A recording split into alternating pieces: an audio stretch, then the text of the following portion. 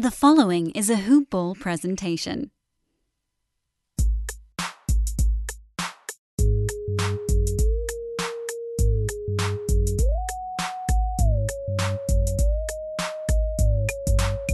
Well, our incredible female beat writers slash basketball reporters continues. Last week it was Sabrina. Today, Mirjam Swanson of the Orange County Register joins me on the Hoop Ball Clippers podcast. First time for Mirjam. How are you? Hi, I'm good. I've got a tough act to follow on Sabrina. For sure. She knows her stuff. She does for sure. And it was great talking to her yesterday last week about the bubble.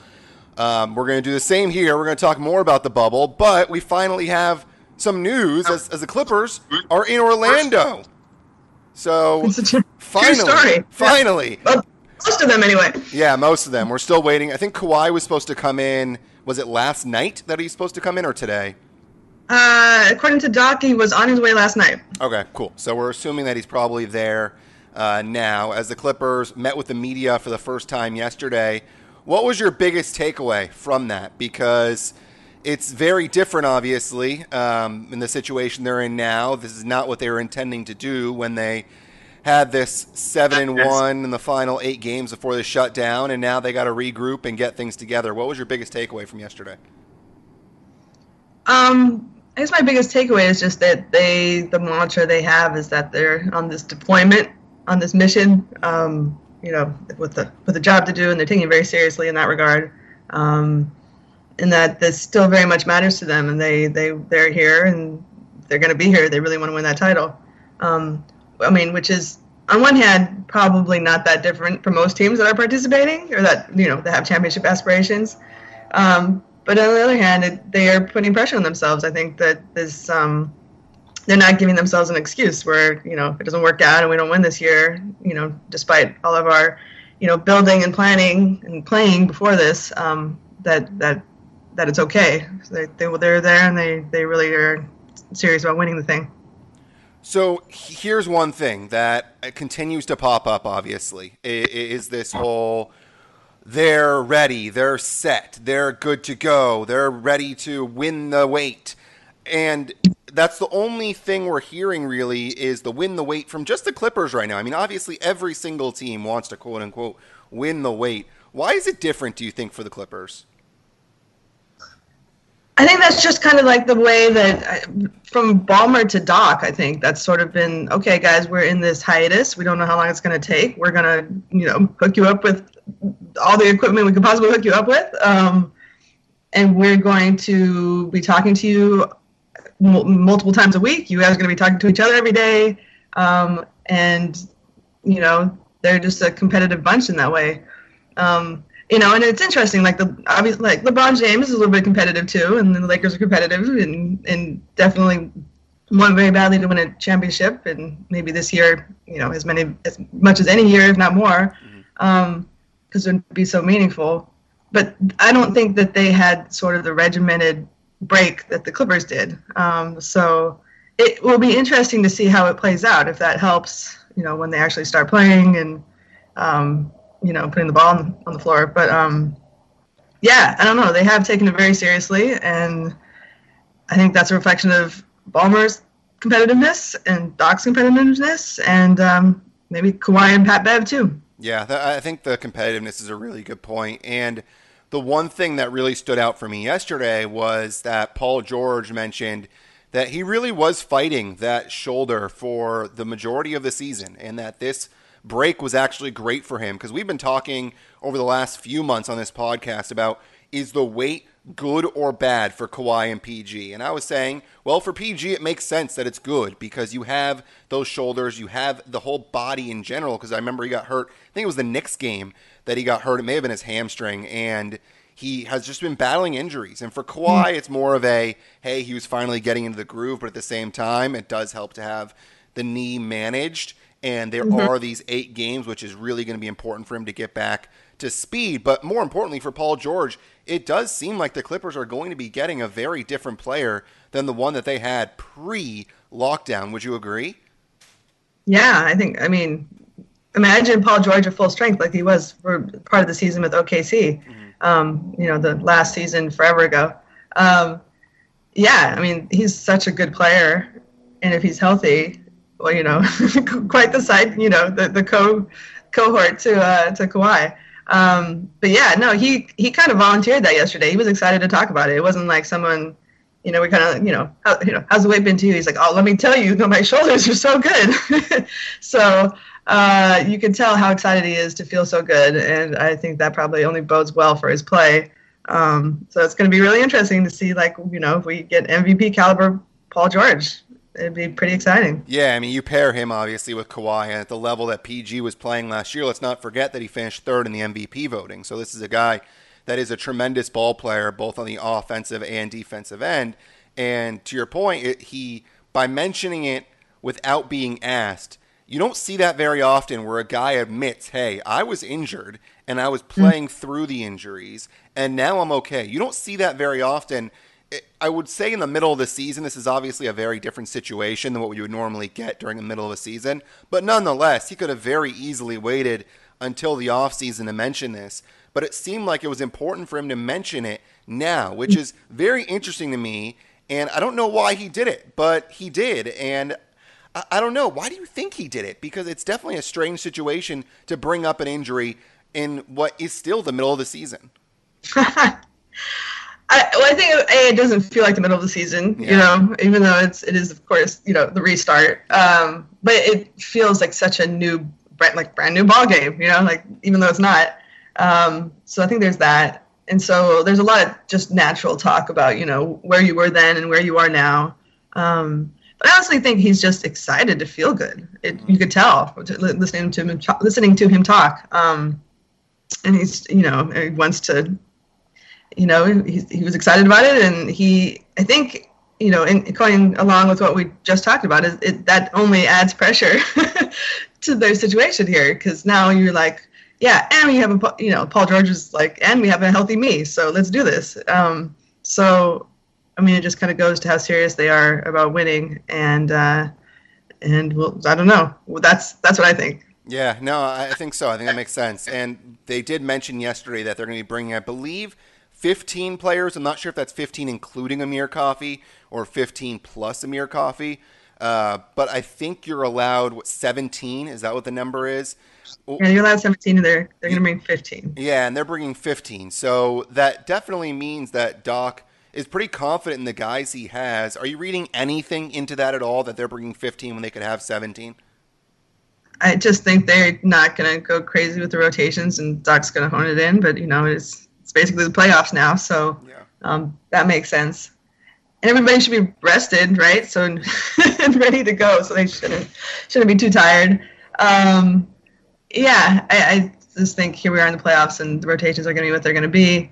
Also, I think they wanted to have, as much of their support staff / coaching staff aboard. That's, if you're not going to use a couple guys, benefit maybe from having some of the support team, especially with guys like PG and Kawhi who, need training and help and, whatever the physical part of it. I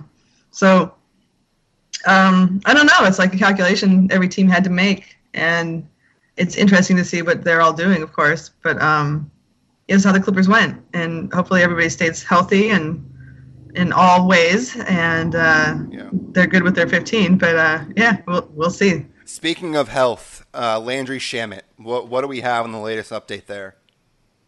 That he's eating donuts. That's the last I've heard or seen. Yeah, the Clippers, with all due reason, have been pretty quiet about that situation. And different teams are handling it differently. But Landry, of course, posted a picture on his Instagram a few days ago of the Randy's donut box that came from his girlfriend, apparently. And so, hopefully he didn't eat all the donuts by himself. But he's fit. He'll work it off if he did. But I'm sure he'll, Doc made it sound like he wasn't too worried about anybody who isn't there, and that they're all sort of like on their way to coming here or going to Orlando. So I'm sure that it seems like he's okay. Let's talk about minutes. I mentioned with Sabrina, we were talking about how much playing time everyone's going to get. Curious to get your take as well. My thought is that we're not going to see anybody really get more than 30 minutes. At least during these first probably 5 or 6 games. and maybe the final 2 is when you start to see guys ramp up a little bit, but at the same time, you don't want to ramp them up too quickly in such a short amount of time. What's your read on the minutes and how much we're going to see guys like Paul George, Kawhi, and then even further down like Trez and Lou, who are used to playing 30, 35 plus minutes? Yeah, I mean, that's going to be so tricky for every team, sort of, ramp up in a hurry, but don't go, but take it slow, right? Mm-hmm. Yeah, I totally agree with you. I think no one's going to jump into this playing 30 plus minutes. And I would hope not, right? Yeah. But, yeah, and I think the Clippers are plenty deep, even with their only 15 guys. Mm-hmm. Reggie Jackson added a lot at guard before before the season shut down, and they got Marcus Morris now, and they've added some depth. So I think they could definitely spread the minutes out. And Doc, even with the injuries this year, Doc has done a really good job of doing that. Like nobody was averaging a crazy amount of minutes, even though like Lou for a while was averaging the most, which it was interesting, right, for the oldest guy off the bench to be averaging the most. But that was sort of because of the injury situation. Yeah, I don't think that I don't expect you're going to see Trez and Lou playing 35 minutes or PG and Kawhi. I think they're going to get spread out early. And then, when playoff time comes, everyone hopefully will have a full tank and be super healthy, and we'll get a good show. You know what the most interesting part about this is, Mirjam, is that everyone forgets that in the preseason, Kawhi and PG didn't get a chance to actually practice together. And then during the season, there was all this talk about how there hasn't been much practice time because of all the games that are condensed into a short time. And then you had injuries. So Doc didn't want to practice because he didn't want to hurt some of these guys that were actually healthy. So this is, I think, the longest stretch that Kawhi and PG have had to practice together.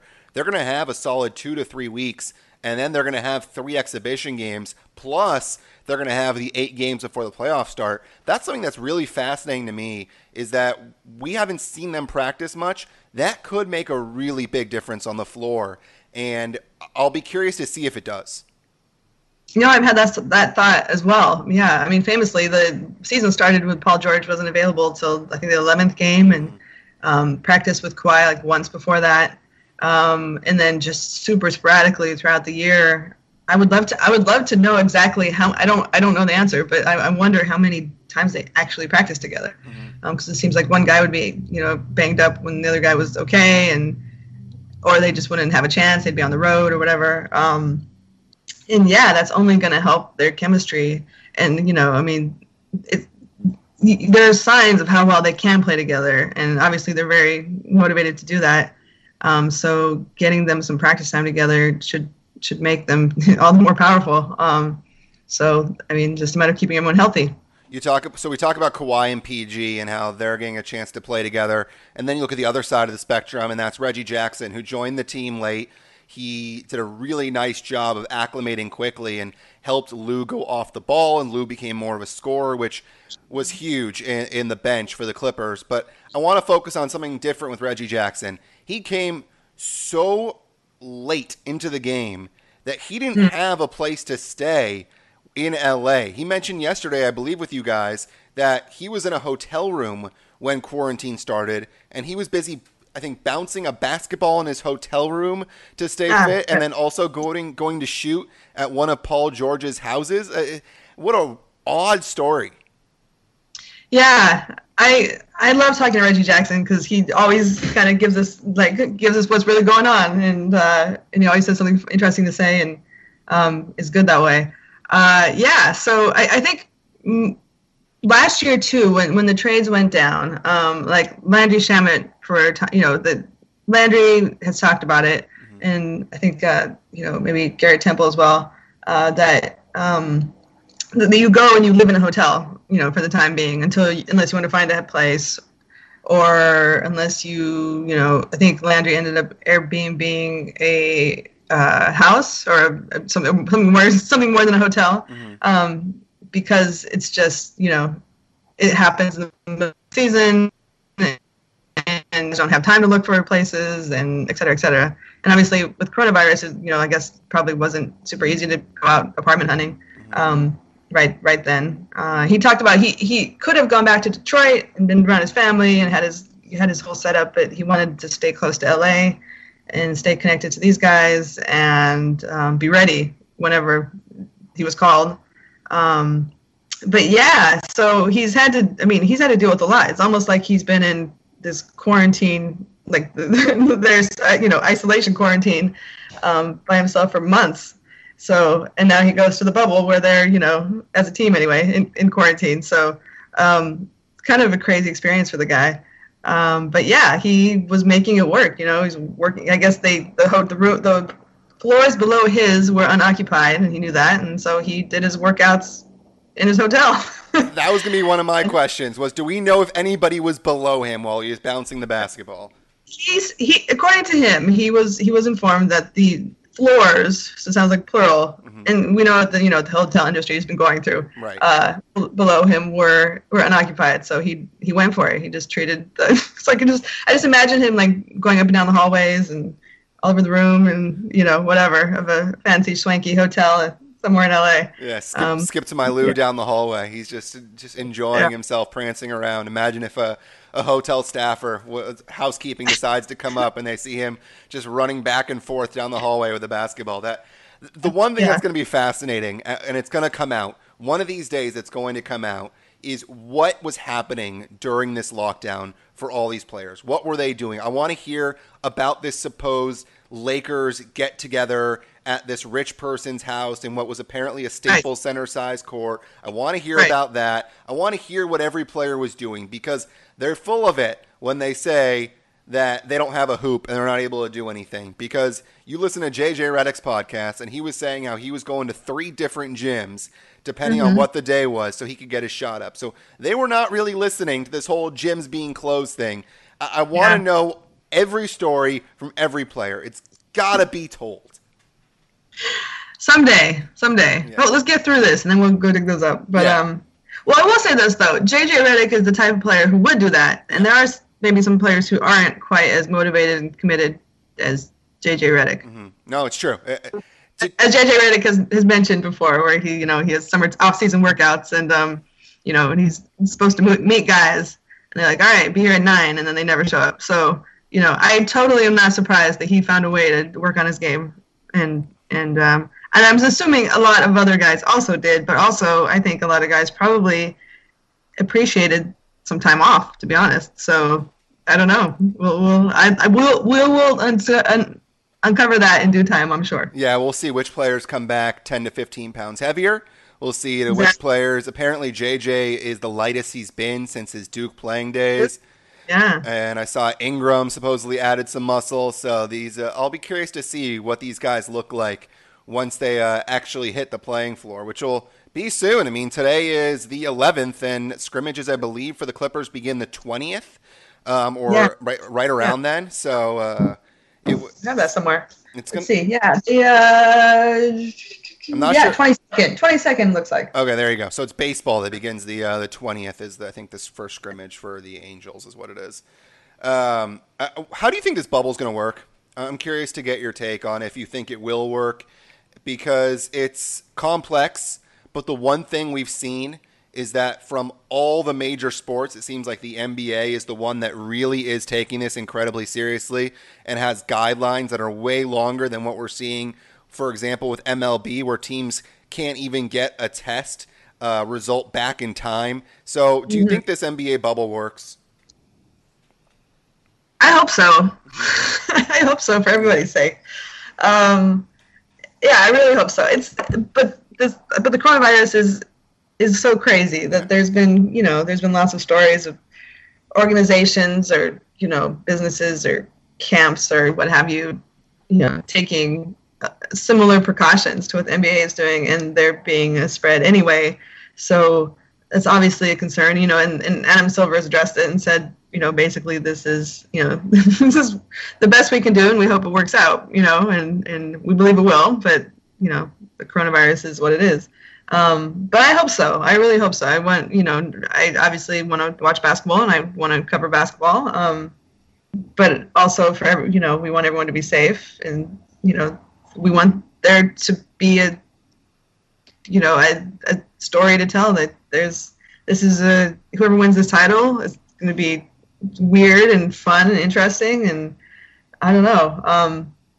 And all these guys and so many people put so much work into making this bubble work, and hopefully it does. Yeah. But they've got it will require participation and cooperation from everybody, of course, and I wonder how old that's going to get.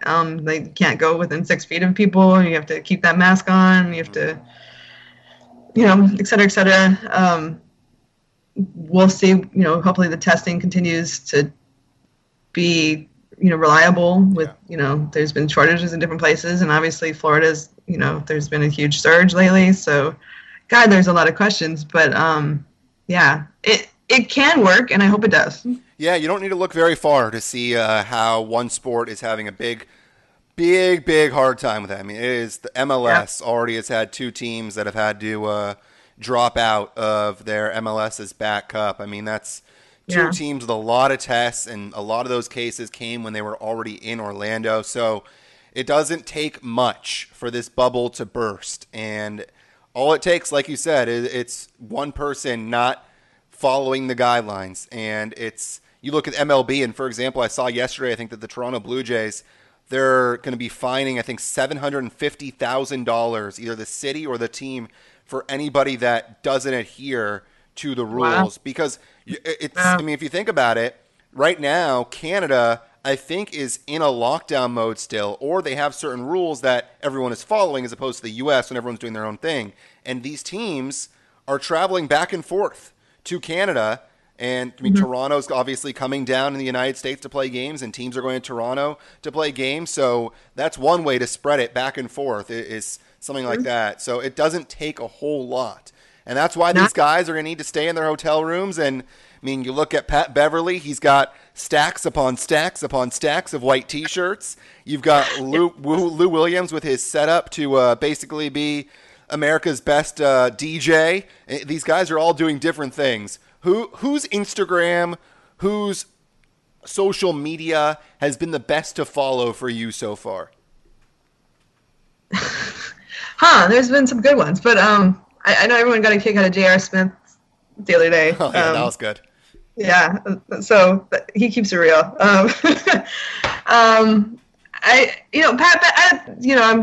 biased, but I thought Pat Bev was good.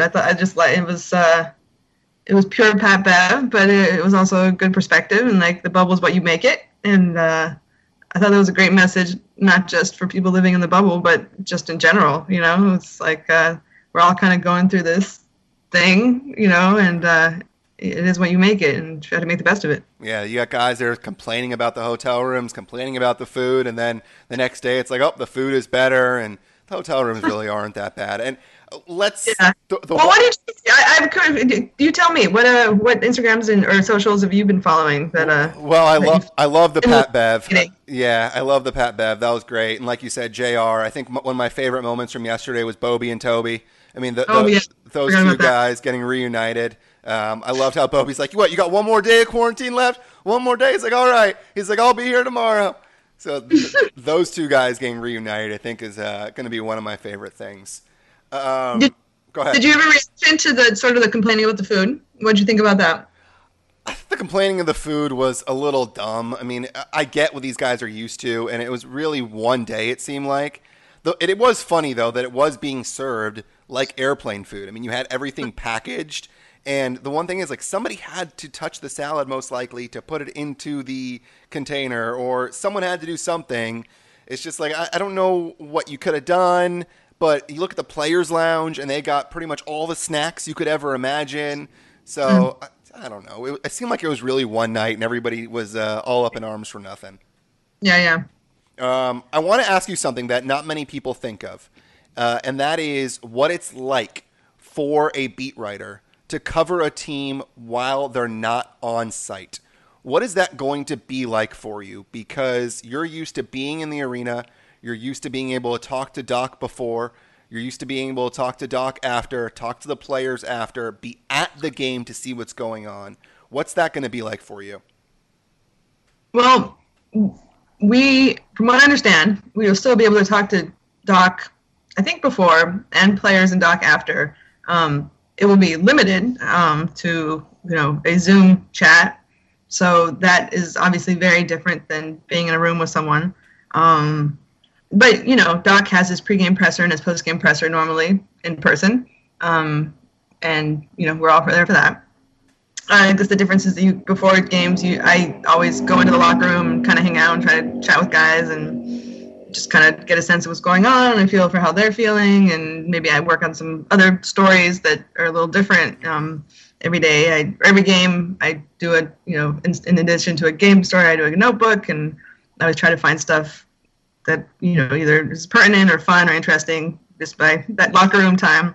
So I will miss that. I'll miss my chats with Zubats and Rodney Magruder and all those guys. But they are making players and coaches available pre and post game virtually. For me, it's sort of interesting because I don't normally travel. I would for the playoffs if it wasn't the situation. Right. But I don't travel to regular season away games. So I kind of have less access than I'm going to have now when they're not here normally. So in a way, it's a little better for me because I'm going to get virtual, accessibility that I normally wouldn't when they were on the road. So that's just a weird quirk of my particular job. Mm-hmm.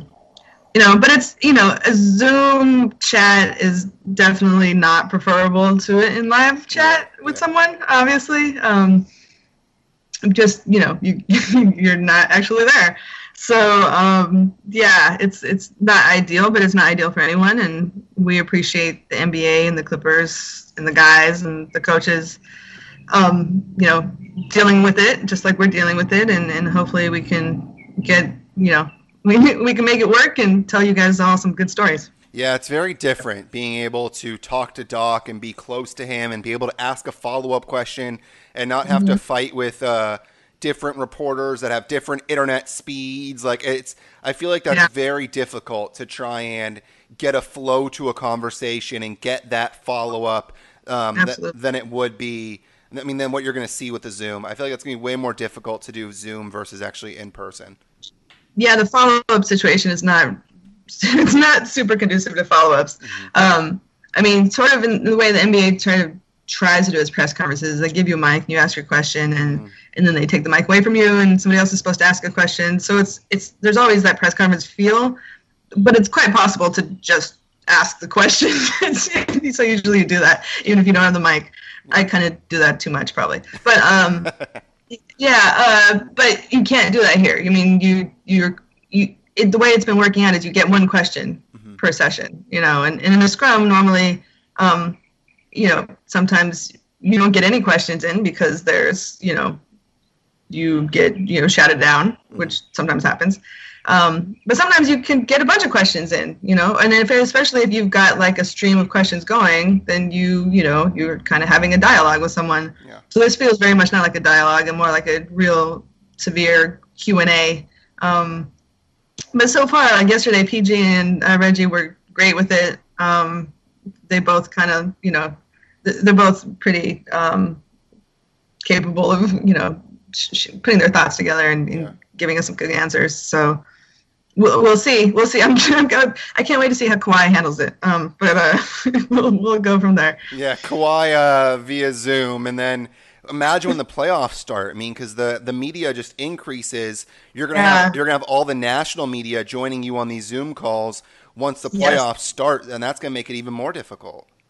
Yeah, it's gonna be interesting. Yeah, it's tough to do, and it's gonna be weird for you to be watching the games on TV and basically writing a story based on what you're seeing on TV and then what you're getting pre and post. It's gonna be difficult, and it's a tough job, but somebody's got to do it. She's Mirjam Swanson. You can follow her on Twitter at Mirjam Swanson. It's MirjamSwanson. Writer for the OC Register. Mirjam, thank you for joining us on the Hoop Ball Clippers podcast. All right, Brandon. Well, thank you for having me, and keep up the good work. Thank you. 3, 2, 1. What is going on, Hoopball Nation? This is the Hoopball Clippers podcast. Brandon Marcus here. Glad to have you with us. We are recording on a Saturday. It's been a wild couple of weeks, so apologies for not getting you a pod last week, but we are ramping things back up because the Clippers have touched down in Orlando, Florida. We are getting ever so close to the Los Angeles Lakers versus the Los Angeles Clippers to kick things back off on the NBA 2019-2020 season. Today's guest is going to be Mirjam Swanson of the Orange County Register. A good chat with her about covering a team when she's not there. It's going to be very difficult because these reporters are talking to the players and coaches via Zoom, so that'll be interesting.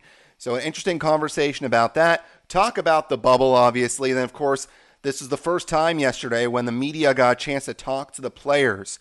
So Paul George and I believe also Reggie Jackson spoke to the media yesterday. So we'll hear from Mirjam about what those two guys said and her biggest takeaways. But before we get to that conversation, I got to tell you about a company called Manscaped. Support for Hoopball is brought to you by Manscaped, who is the best in men's below-the-belt grooming. They obsess over their technology developments to provide you the best tools for your grooming experience. You might say, ew, but let's be real here, folks.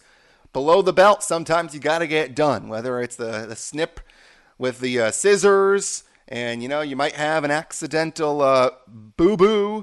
You know what I'm talking about. Well, let's talk about what Manscaped will do.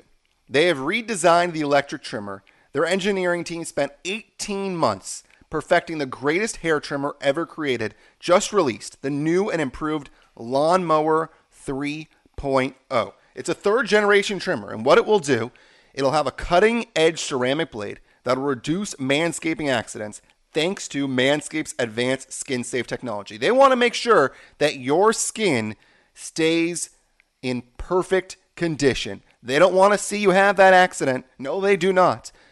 They want to make sure that everything's okay down there and also around your neck as well. All right? When I tell you this is premium, I mean premium. The battery will last up to 90 minutes, so you can take a longer shave. And guess what?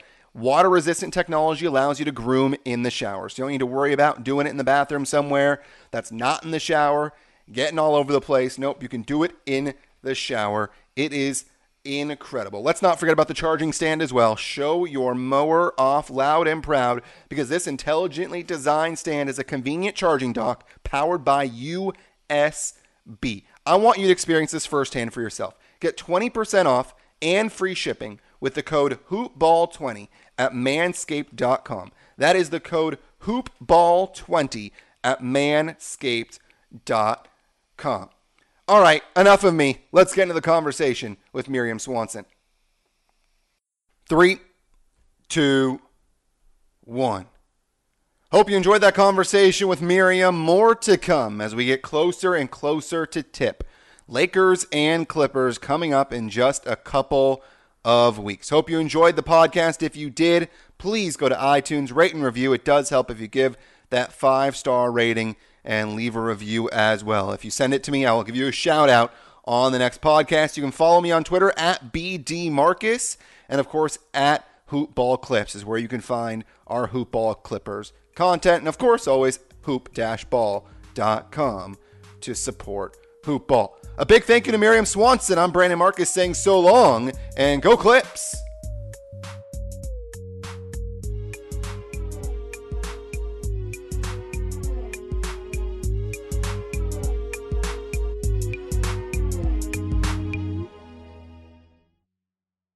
This has been a Hoop Ball presentation.